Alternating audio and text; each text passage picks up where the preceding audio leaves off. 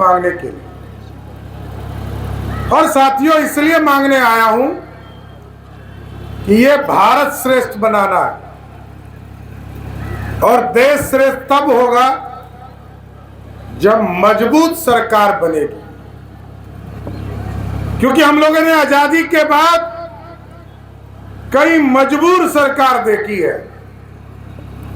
और पिछला 10 साल के पहले आप याद कीजिए, जब तक मोदी जी नहीं आए थे तो जब तक श्रीमती सोनिया गांधी स्विच नहीं दाबती थी तब तक देश के प्रधानमंत्री बोलते भी नहीं थे। और साथियों, आज देखिए, जिस भारत को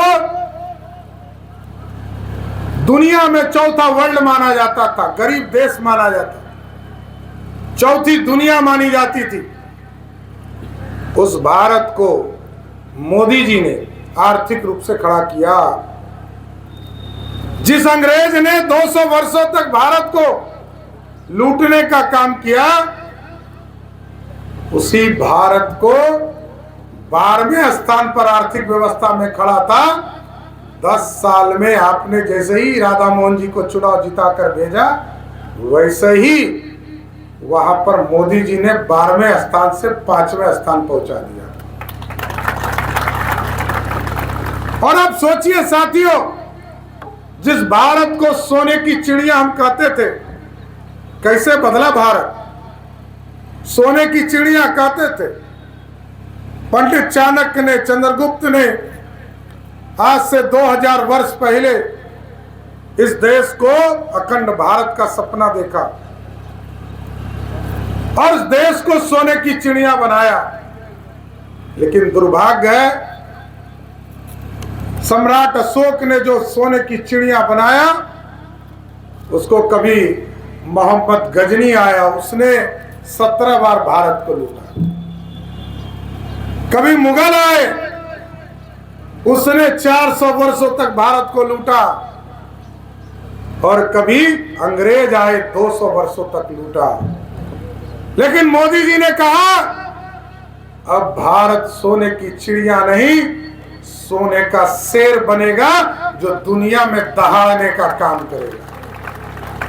और आज देखिए साथियों, अमेरिका हो, जापान हो, सारे देश पीछे चल रहे हैं। हमारा जीडीपी दुनिया का सबसे तेज गति से विकास करने वाला देश है।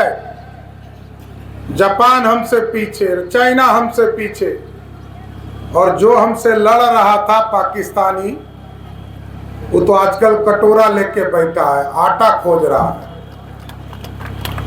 ये स्थिति बना दिया। लेकिन साथियों, हमको सोचना पड़ेगा।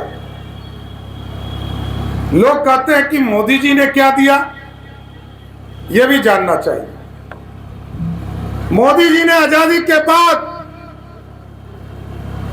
आप सोचिए कि 3 करोड़ 68 लाख लोगों को पक्का मकान मिला था इस देश में, और पूरे प्रदेश में लगभग 32 लाख लोगों को ही पक्का मकान मिला था। लेकिन मोदी की सरकार आई साथियों 2014 में, पूरे देश में 4 करोड़ 21 लाख परिवार को पक्का मकान मिला और बिहार में 55 लाख लोगों को पक्का मकान मोदी सरकार ने दिया। और मैं आश्वस्त करता हूं नीतीश कुमार जी की तरफ से, अभी राधा मोहन जी को वोट दीजिए, फिर सुनीलमणि तिवारी जी के लिए वोट मांगने आऊंगा अगले साल 2025 में। एकदम एश्योर करता हूं, जितने भी गरीब बच गए हैं उसको पक्का मकान देकर ही वोट मांगने आऊंगा। एकदम सुनीलमणि तिवारी जी से, राधा मोहन जी से, एनडीए के एक कार्यकर्ताओं से आग्रह करता हूं, जितने लोग बच गए हैं उनको लिस्ट कीजिए। मोदी जी 3 करोड़ घर देंगे, नीतीश कुमार जी उसमें सहयोग करेंगे। एक भी गरीब बचना नहीं चाहिए। एक भी गरीब बचेगा तो हमको और आपको पाप लिखेगा। इसलिए एक एक गरीब को पक्का मकान देना। लेकिन जब मोदी जी पक्का मकान दे रहे थे साथियों, मैं तो लवकुश समाज से आता हूं साथियों, और जिस तरह टेंट में आप गर्मी में बैठे हैं ना, इसी तरह टेंट में हमारे आराध्य, हमारे प्रभु 450 वर्षों से टेंट में इंतजार कर रहे थे कि मोदी जी सबको पक्का मकान दे रहे हो, हमको कब मंदिर दोगे, ये तो बताओ। विरोधी भी पूछते थे कि राम मंदिर बनाएंगे, तारीख नहीं बताएंगे। लेकिन मोदी जी ने 2020 में 19 में जब आपने राधा मोहन जी को यहां से चुनाव जिताया, 2020 में भव्य राम मंदिर की स्थापना का काम शुरू कर दिया साथियों। और आप तो बगल में है साथियों, आप तो बहुत नजदीक है। हजारों कार्यकर्ता हमारे मंदिर गए, पूजा अर्चना करके आए। लेकिन साथियों, उत्तर प्रदेश तो बढ़ चला, और उत्तर प्रदेश में भगवान प्रभु श्री राम स्थापित हो गए। अब बारी हमारी है।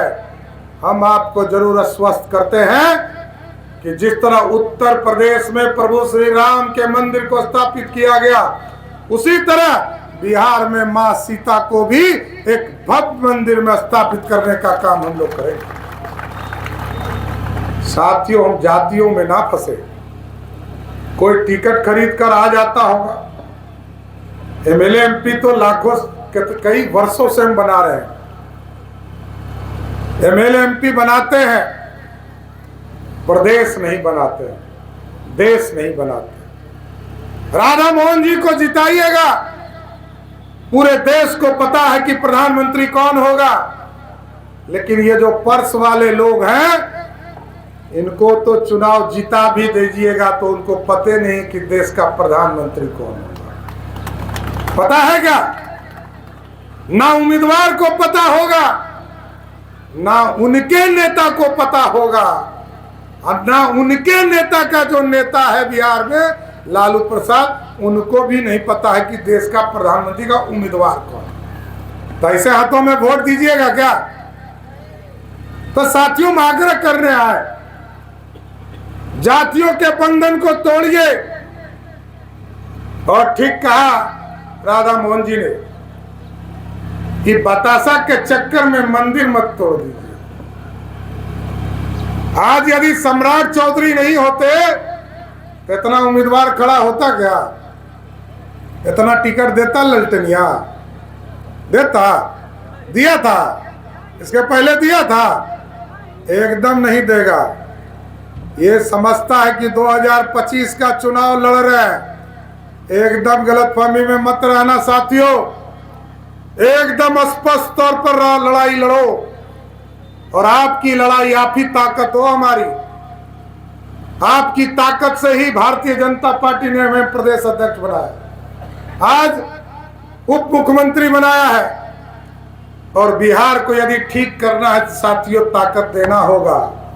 अभी तो कई माफियाओं से लड़ना है, अभी तो खाली जंगल राज वाले से लड़ रहा हूं। एकदम अस्वस्थ रहिए, आपका आशीर्वाद मिलेगा तो मैंने साफ तौर पर कहा है, बिहार में किसी तरह का भी माफिया मैं बिहार की धरती पर नहीं रहने दूंगा। इतना स्वस्थ करना चाहता हूं। इसलिए ताकत आपकी जरूरत है, आपके ताकत के बिना नहीं हो सकता है। एक एक वोट चाहिए, और राधा मोहन सिंह जी को यहां से चुनाव जिताना होगा। इसलिए साथियों, आग्रह करने आए, मजबूत सरकार बनानी। और क्यों मजबूत सरकार बनानी है? इस देश को याद कीजिए, अभी रसिया और यूक्रेन की लड़ाई चल रही है, और पिछले 2 वर्ष